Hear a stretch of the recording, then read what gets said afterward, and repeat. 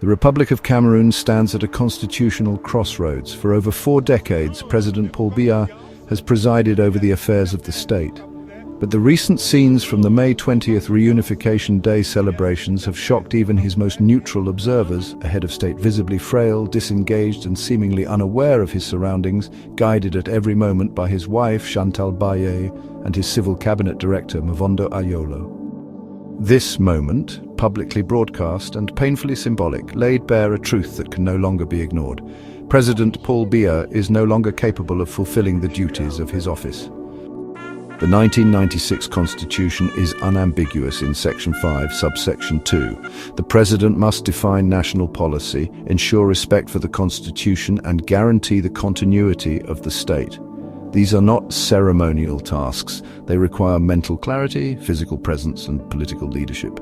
Yet, President Biya's inability to fulfill these duties isn't merely regrettable, it is unconstitutional. He took an oath to devote all your efforts to preserving, Section 2 of the Electoral protecting, Code, pledging defending before the God and the Constitution nation to protect and the laws of the United Republic of Cameroon. That oath was solemn, and its breach is equally solemn. Yet, despite clear signs of incapacity, the political machinery around him is pushing forward with the idea of yet another candidacy in the October 2025 presidential elections. This is not politics, it is a mockery of governance.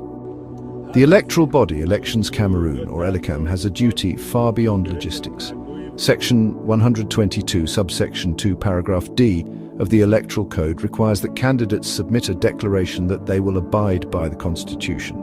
A president demonstrably unable to comprehend, let alone execute, constitutional functions simply cannot sign such a declaration in good faith. ELECAM must reject any attempt to register Paul Biya's candidacy. To do otherwise would be to abdicate its constitutional duty and compromise the legitimacy of the electoral process. If ELECAM fails, the law provides a safeguard. Section 129 of the Electoral Code empowers any political party participating in the election to challenge the acceptance of a candidate's papers before the Constitutional Council. To the nation's opposition parties and independent candidates, the burden now falls on you. You must object to President Biya's candidacy on the grounds of incapacity. This is no longer about party politics. It is about defending the Republic itself. The President's oath was co-signed by the highest judicial officers of the land, among them the President of the Supreme Court. Today, that endorsement rings hollow. The judiciary must consider withdrawing its institutional backing, signaling that it will not be complicit in legitimizing a leader who can no longer lead. It is time for President Paul Biya to step down with the dignity befitting his years of service.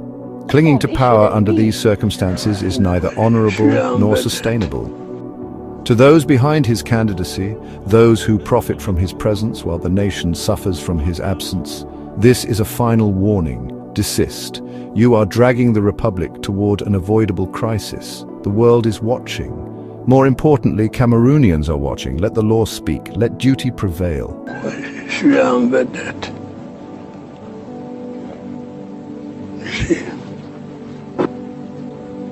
C'est qui tous ces gens qui sont là? Pourquoi je peux demander ça? Est-ce qu'il y a des gens importants là? Les ministres il est parti, introduit. Non. Le monsieur vous a introduit. Il y avait un monsieur qui vous a introduit. Je dois parler maintenant.